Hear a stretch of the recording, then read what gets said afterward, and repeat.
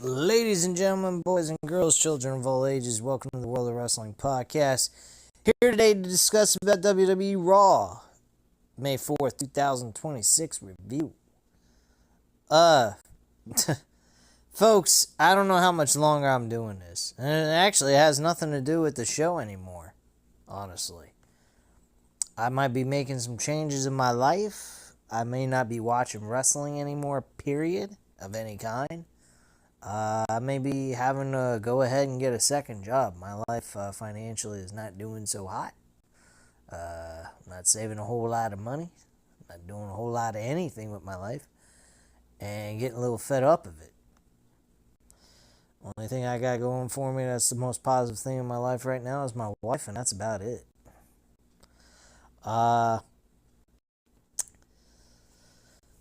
Personally, Raw tonight was okay, average at best. Reason why I may not be covering any wrestling on this channel anymore is I may have to get a second job. I may not be able to watch anything anymore. Not that it really matters when you're not making enough to live comfortably. So I want to live comfortably. I don't want to sit here and be, sitting here having to squander money away like some idiot and working every single day on between one job and another. I'm not going to have any time to do much of anything or enjoy anything, but I'll be comfortable. God bless America. What a joke. Love to make this my actual job, but the way things have been going for the last, I've been doing this 2015, which is a very long time. Haven't been consistent with it, so a lot of that has to do with me, but I'm not really hitting my stride with YouTube. Maybe YouTube's not my thing, I don't know. But I love pro wrestling. I'm not liking the state that it's in right now, especially WWE with TKO. They fucking suck at their jobs. Business-wise, creatively, everything. They are fucking terrible. They have a terrible format. They have a terrible business model. They treat their workers like shit. They shortchange wrestlers in the middle of their contracts like the New Day, which I'll get into in another video tomorrow when I get the free time to do so. They pretty much shit can the New Day because they wanted to pay them less on their contract, and they were only 1 year into their 5-year deal. The fucking nerve on this company to do something like that to these two men that have been working there for over 15 years. 15 fucking plus years, man. This is outrageous. This is insulting. I think it's terrible. Vince McMahon was a low-life douchebag and not a very great creative genius near the end of his tenure as the owner of WWE. But one thing I will say he was still good at, even though he was an asshole and a piece of shit, is that he knew how to run a business correctly. He made the prices for fans to go see the shows at a reasonable price so people would be interested in going. So even no matter how shitty the fucking show is, his diehard fan that would say that WWE does no wrong could actually afford to go to their shitty ass product and enjoy some slop out fucking wrestling show. Now, they can't even go to a slop wrestling show anymore. They gotta go broke trying to go to it. Thanks to TKO. UFC, on the other hand, aren't doing so well either.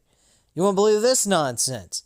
They got a 42-year-old New Jersey veteran UFC fighter by the name of Jim Miller, who was fighting during the time when I was in high school in 2012, even later than that.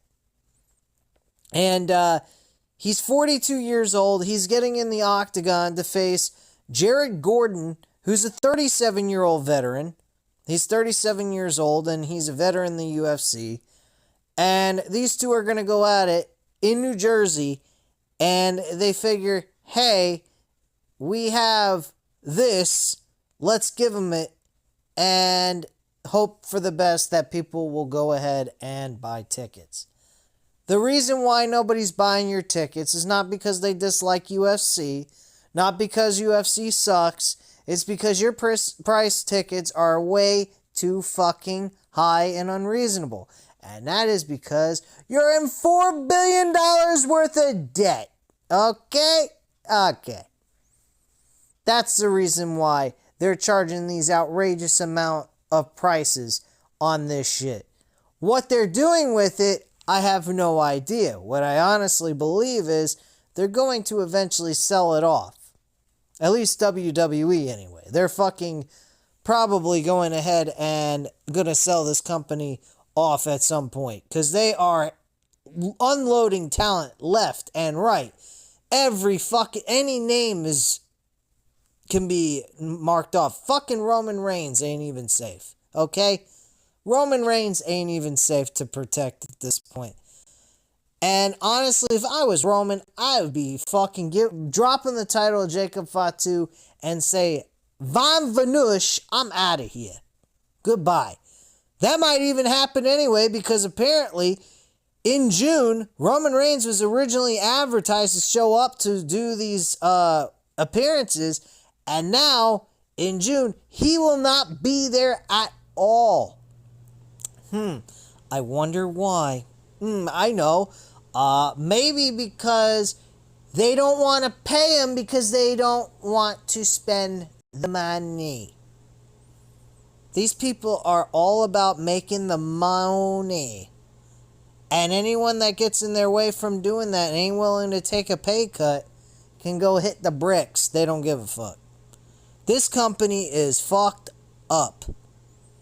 And TKO do not know how to run a wrestling business. You don't charge people outrageous amount of money on a show that's pre-orchestrated and theatrical. It don't work. And secondly, even if it is genuine results that you're seeing in the middle of the ring, here's a small problem. People are struggling to pay their fucking bills. And even if they are, they ain't got no money saved up to go see your shitty fucking products. So do us all a favor and fuck off. Do that. Errol Emanuel and Mark Shapiro. Two fucking retards that don't know how to run business. That is one thing I will admit. Vince McMahon ran business right. You didn't hear him about being in fucking debt. Was he in $4 billion worth of debt? No. He didn't go ahead and he is debt free, man. That man is set. He's even set now. He doesn't even need to go back and get this fucking company back. But honestly, if he could go ahead and be willing to do the business side of things and find someone else to do the creative side, and fuck Triple H, I don't fucking care.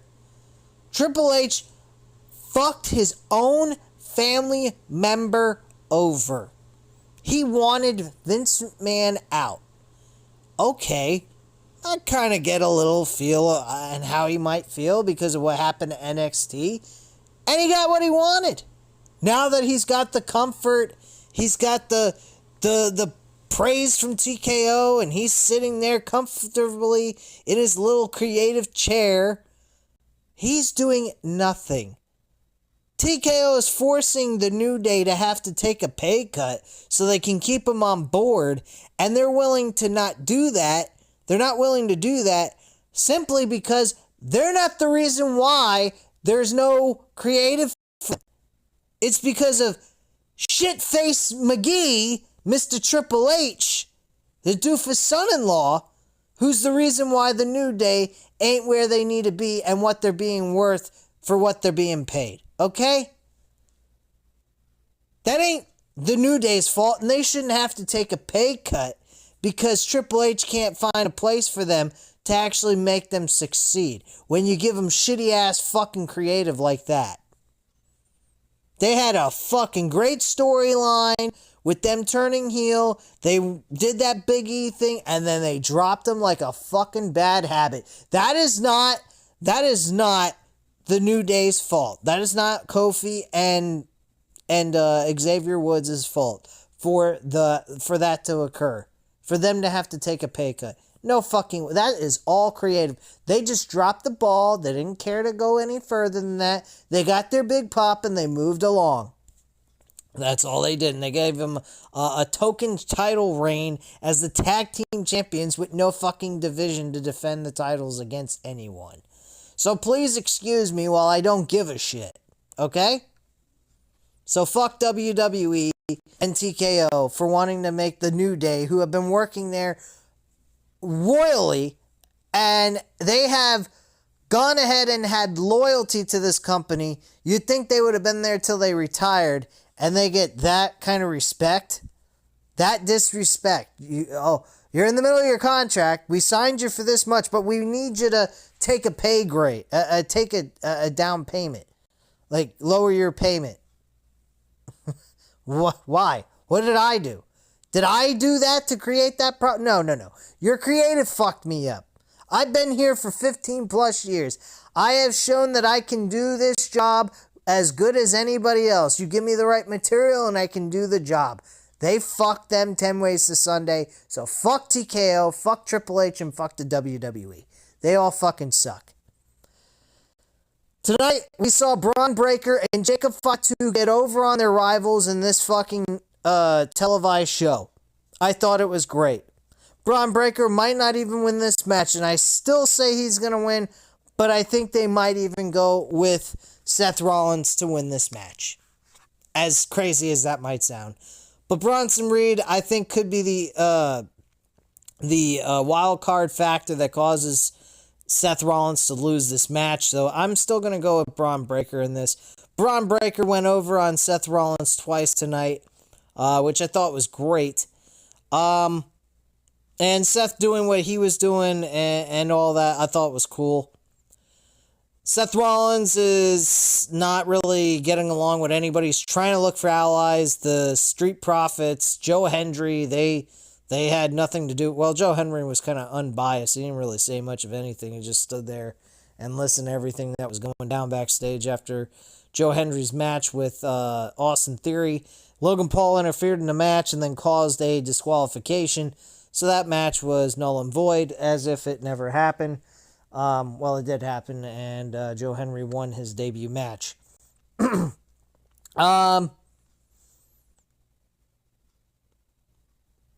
So, I mean, Seth Rollins kick-started the show. He was going to talk on the microphone. Braun Breaker attacked him, and they brawled, as usual. Judgment Day Clubhouse segment, they had a little bit of a verbal conversation between Liv and Roxanne Perez, and asked why that she has to go on Netflix to watch a replay and see that Finn Balor was in the clubhouse, and why she didn't tell her this before, her looking on Netflix to see this. And Roxanne said, "I'm sorry, I will for now on never hold anything back. If something is wrong, I will notify you. It was disrespectful to the family and all that. I mean no disrespect in any way. I just didn't see any point in me having to tell you. When I told Finn Balor, I'm with the Judgment Day, and that's it. Deal with it." Judgment Day had JD McDonough had a match with Finn Balor tonight. And Finn Balor ended up losing this match, I believe. I don't fucking know. Who cares? It's bullshit. JD McDonough actually won, yes. He won with with Roxanne Perez hitting him with the bell hammer, and McDonough headbutt Balor in the face for the win. And that's how they got their W. Or he got his W. Anyway, Jackie Redmond catches up with Seth Rollins, who's in a lot of pain. She asks if he'll be okay for Backlash. Rollins says Backlash is in 5 days. He'll be fine. Last week, Rollins warned the kid that if he takes his chances, he better finish the job. Rollins says, "I ain't dead yet." And Rollins walks off. Reminds me of a song from Metallica, "Shoot Me Again, I Ain't Dead Yet." from one of the albums that a lot of people dislike called Saint Anger. Some people dislike it simply because of the fact that their drummer Lars was using the drums and made it sound like he was hitting fucking garbage can lids. I can understand people's dislike towards that, but there was some stuff on that I did like, but that's my own guilty pleasure, so I'll keep that to myself. Well, too late, I kind of said it out loud, but oh well. Anyway, last week on Raw, Jacob Fatu applied the legendary Tonyan death grip on the world champion, Roman Reigns. This led to Reigns agreeing to the match against Fatu at Backlash with the title on the line. Commentators talk about the legend of the Tonyan death grip and what it does to the victim. Kind of thought that was a little nice little tidbit to throw in there to get people kind of understanding why the move is so deadly to their opponent. Backstage, Braun Breaker's talking with the World Tag Team Champions, Logan Paul and Austin Theory. They're making fun of Seth Rollins. Paul Heyman walks up and asks if Seth Rollins is still breathing. Breaker concedes that he is, and Paul says he'll make sure Joe Henry is destroyed. Heyman says Paul won't face Henry because he just had Brock Lesnar retired on him, and he can't afford to have Paul in jail for what he does to Joe Henry. So Theory is the guy that will be taking Joe Henry on instead of Paul. We then get the WWE IC champion Penta make his way to the ring. He'll team with Javon Evans to take on Ethan Page and Rusev next. Yes, so Penta got a entrance, but Javon Evans and Rusev, no entrance, just Ethan Page and Penta getting the entrance. That might be telling as to who's getting the next title shot for the IC title. Anywho, Ethan Page and Rusev get the W here. This was not a terrible match, but not a great match. There's nothing to cry home about. Page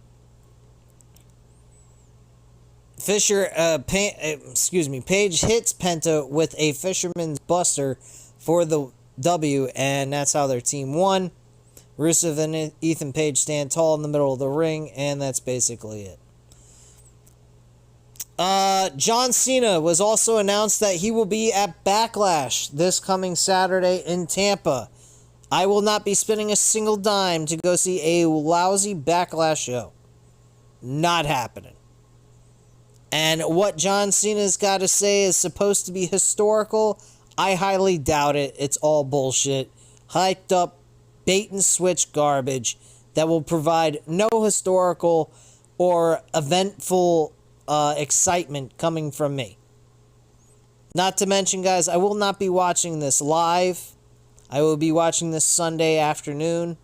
I'm going to make plans and do stuff with my wife on Saturday and Friday and Saturday night.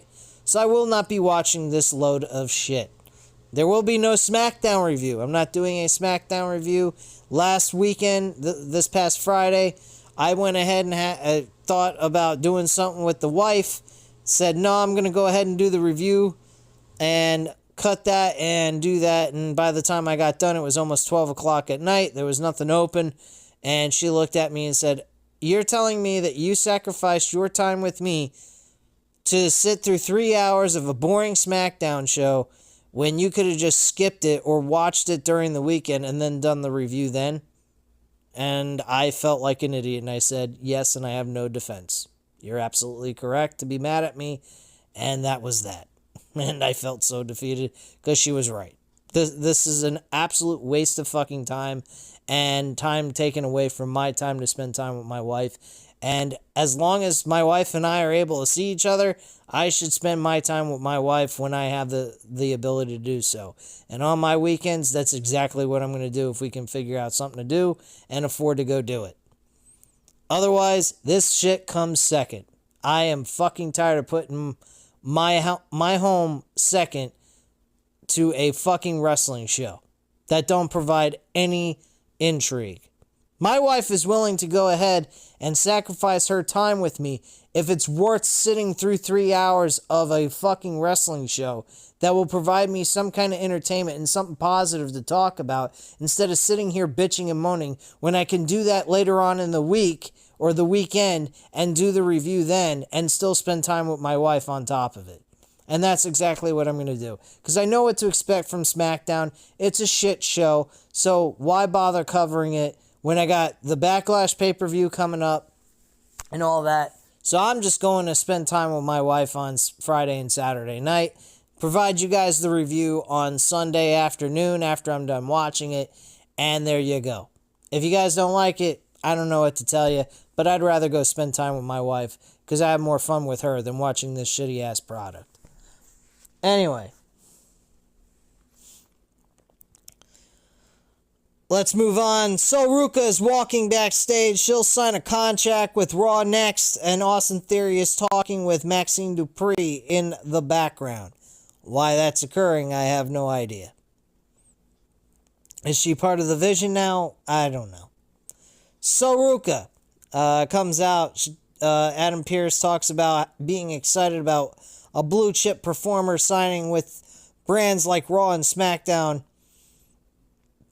A video package of a hype for Sol Ruka plays, and then Pierce introduces Sol Ruka to the ring. Ruka comes out to a nice ovation. She has a new theme music. I don't know what her original theme music was, nor do I care. Pierce congratulates her and hands her a contract to join the Raw brand. Ruka says, "Damn, it is going to feel so damn good when I sign this. Okay, why don't you just sign it right now instead of saying it's going to feel good? And officially be part of the Monday Night Raw brand, which there pretty much isn't a brand split because it seems like anybody can go to any show at will. Anyway, Becky Lynch comes out and interrupts and storms down to the ring. Lynch says she's been looking for Petty Pierce. She was told this would be her time for a celebration of greatness. And Pierce asks, who told her that?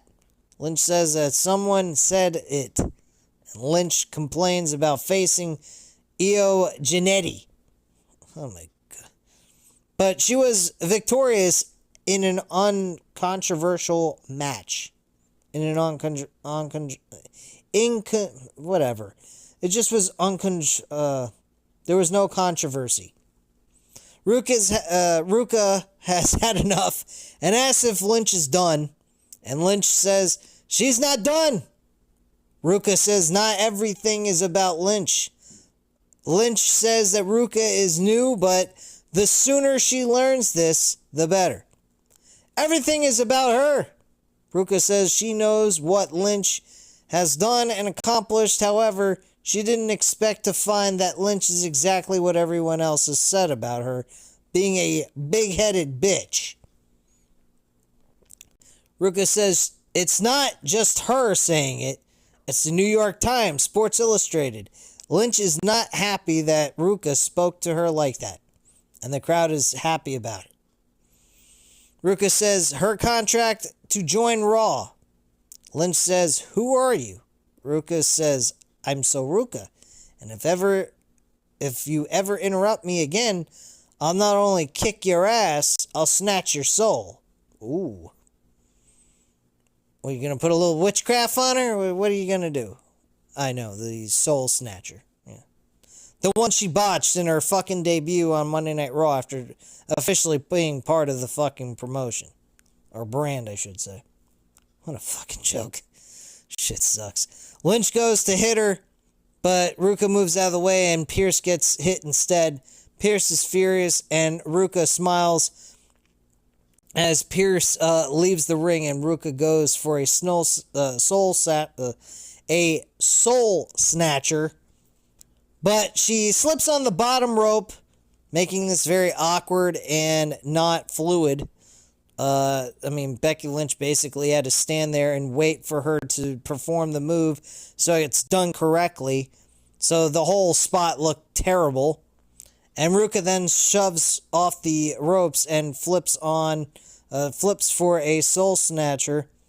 And Ruka poses on the ropes. Yes, you did a fantastic job in your official debut on Monday Night Raw as a member of the Raw brand by fucking up a move that you've done countless times and never fucked up before in the small amount of times I've seen you perform on television. So that makes perfect sense. Moving on with this shit. Jackie Redmond finds the Usos walking backstage. She asks about the contract signing. Jimmy Uso says they're here for a big night. Jacob Fatu needs to understand how the OTC does business when it comes to the title. Jey Uso says this is family business. They're here to make sure nothing pops off with Reigns and Fatu.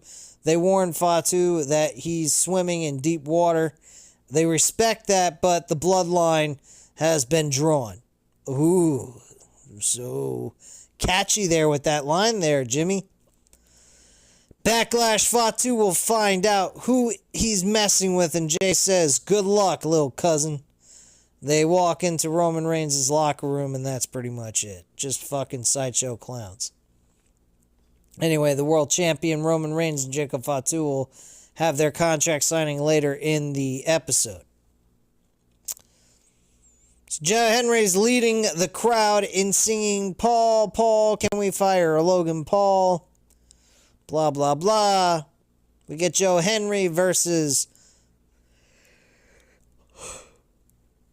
Excuse me, I'm tired. Fuck this shit. This is garbage. Anyway, Austin Theory and Joe Henry have a match. This ended up being a disqualification. Joe Henry wins the match by DQ. Thanks to Logan Paul's interference. Paul punches away at Henry and talks some trash to him. And then Henry punches back at him until Theory joins in. The Street Profits run down for the save. Logan Paul is sent out of the ring. And the Street Profits set up for a double team on Theory. But Braun Breaker runs down. Breaker Wally sends Montez Ford over the top rope before hitting Angelo Dawkins with a German suplex. And he kind of landed, I think, on his neck. Breaker steps up for a spear, but Seth Rollins pulls Breaker out of the ring. And Rollins punches away at Breaker and sends him hard into the ring steps. He eventually gets to the point where he's about to do the curb stomp, but doesn't because it's countered with Braun Breaker connecting with another spear in this episode of Monday Night Raw. Before the spear, though, I think Montez Ford leaped over Seth Rollins and the corner where he was at and landed on top of the rest of the Vision. You get a nice big pop and spot there like he usually does. So, after the spear, though, Rollins is clutching his ribs. He's selling the spear, and Breaker says, you almost got me. You were close, but I got you, bitch. Just added on words there. Anyway, Jackie Redmond's backstage with Judgment Day. What is the focus of Judgment Day moving forward? And Liv Morgan says their focus is on getting all the gold. Oh, boy. We've been talking about this for about a year now. Raquel Rodriguez says the Nostalgia tour for Paige and Brie Bella is over. She tells them to get on their show. Bayley and Lyra Valkyria walk up, and Bayley says they haven't forgotten what they've done. Oh boy. Valkyria says they should try them again, and Morgan says that's what families do. They should try it. Morgan calls them losers, and Judgment Day walks off. Oh boy. What great shit. Obafemi's walking backstage, and he's open challenges next. The Alpha Academy show up. We think we're getting Akira Tozawa going up against. I was like, what the fuck is this? Then we get him facing Otis. Not much of a big difference here. This was basically a squash match. Obafemi won in less than 5 minutes with a fall from grace powerbomb, and he gets the W. After that, we get a backstage segment of Seth Rollins talking to the Street Profits, and Street Profits are pretty much not trusting him simply because of the fact that he had association with the Vision. He was hurting a lot of other people, and now all of a sudden, because the Vision turned on him, people are supposed to trust him again. And like, we don't trust you. We don't want nothing to do with you. And Seth is like, okay, so everybody here on Monday Night Raw, including this guy, Joe Henry, who doesn't barely even know me, probably doesn't even trust me. All right, fine. So you don't need to trust me, but at least if the fights start, at least let's kind of work together. And if I stay out of your way and you stay out of mine, we don't have no fucking issues. How about that? And pretty much their look was like, sure, no problem. And that was pretty much that. Joe Henry just stood back, pretty much stood in the camera and just didn't have anything to say because he was an innocent bystander who's just unbiased and doesn't really know what's going on unless he was watching the show, which if he was, I think he really needs to get a life. Because if I was on NXT, I wouldn't even worry about what's going on in the main roster because there's nothing going on. It's trash. Anyway, we finally get the last segment of... Oh, wait. Never mind. We didn't get the last segment of the night. Got a little ahead of myself there. We got a 6-man tag team match that occurred on this fucking show. And that was with the original Americano, Chad Gable, with the Creeds against Bravo and Rayo, and Kaiser as the other Americano. And this 6-man tag team match wasn't bad. It was alright. Pretty decent work there by all 6 men. So not a bad match in any way, shape, or form. And then we got the main segment. This had Roman Reigns and Jacob Fatu doing their contract signing. Roman Reigns talked a lot of shit. He said we're both equals as family, but in this ring, I am the king here. I'm the OTC. I'm the tribal chief, and I rule this ring. This is my ring, yada, yada, yada. And Jacob Fatu, his commentary was, I need to go ahead and win this because I have to. Not because I want to, but because I need that world title, which is already stated before. And he basically stated, I need to take that world title, I need to take your spot, and I need to drain every dollar and every cent that I can get out of this company the same way this company has treated our family for all these years, and become the biggest guy in this business. I need to do it for my family, my kids. I need to get a bigger house. And Roman then cuts him off. He gets into the whole, I'm the tribal chief when I'm in this ring. We're equals as family, but in this ring we're not. You're beneath me. He basically goes off and he says, you're looking to go ahead and take care of your family and your kids. I'm looking to take care of 100 different kids in our family. I don't believe that shit worth a continental fuck. I'm here to take care of our homes, our generation of kids, and make them more educated and all these other things. And he said that part where we're family, we're equal, but in this ring, you're beneath me. And that got Jacob Fatu fucking pissed. Grabbed him by the throat again. And a couple of times, Jacob Fatu looked like he was gonna, and Roman looked like he was gonna be the guy to get that upper hand. And it just kind of went a little bit back and forth. Eventually, Jacob Fatu finally got the upper hand. He fucking put him in that death grip, and then he fucking lifted his ass up and threw him right through the table and signed a contract, and he was standing tall in the middle of the fucking ring. Brother, I don't know about you, but it's time for a fucking change. Jacob Fatu needs to win. Braun Breaker needs to win. Fuck Roman. Fuck Seth Rollins. These are the old geezers that have done great stuff. No doubt about it. They deserve their flowers. They deserve all the credit in the world. It's time for new faces, new people that can get this shit off the ground for the newer generation. Jacob Fatu, I'd have to say, is probably in his mid-30s, maybe late 30s into his early 40s. So at the end of the day, he ain't got a whole lot of time left on his shelf life anyway. But at least he's a new face. He ain't somebody that's been at the top of the heap in WWE for so many years. And Jacob Fatu is a beloved character on this show. People love him. They were cheering for him. He was acting like a villain, but yet he was being beloved and chanted for by the fans that were there at that event on Monday Night Raw. So, you know what? Get the fuck out of here with the Roman Reigns shit. You're taking him off TV in June. What the fuck's he gonna need the world title for? Give it to Jacob Fatu. Have him get a W. Have him have the Usos by his side. Get the lockdown, prison-like theme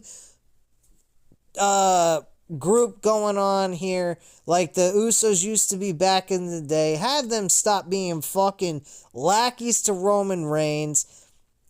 Jacob Fatu encourages them to go out and do some shit with their own fucking individual selves, or try to make the tag team division worth something and just be allies for each other. They don't need to be around each other 24/7 and all this other nonsense that we keep seeing with the Usos and Roman Reigns. I mean, we ain't even seeing the Usos anywhere around Roman Reigns at this point. And yet they're standing there being fucking sideshow clowns again, going from being individual wrestlers. Jimmy Uso's the only one that didn't benefit from this, so that's the only reason why I see why they got them together. And and get them to fucking just go out on their own away from Roman Reigns and not be lackeys. Please, like, give me a fucking break, bro. This shit sucks. I honestly loved the ending of the show, but at the end of the day, what are we expecting? We're expecting Jacob Fatu to win? No, it's not going to happen. That was what should happen. We should look to make a brand new name and face be a top star on this promotion. But nah, we're not going to do that. We're going to continue to keep the fucking douchebags at the top, because we need to have that Roman Reigns Seth Rollins match that is so desperately needed. I don't think so. It's not desperately needed on my end. I don't give a flying fuck about Roman Reigns and Seth Rollins having their matchup one-on-one. Which, by the way, Roman has won. Actually, Roman has lost both times. He lost to Seth Rollins at Money in the Bank in 2016, and then Jon Moxley cashed in on Seth Rollins. And then we had whatchamacallit. And then we had a rematch in 2022 Royal Rumble pay-per-view where we didn't really have a winner. It was more of a disqualification where Seth actually won the match, but he didn't really win the match, in my personal opinion, because he didn't walk out with the title. So you take that as you will.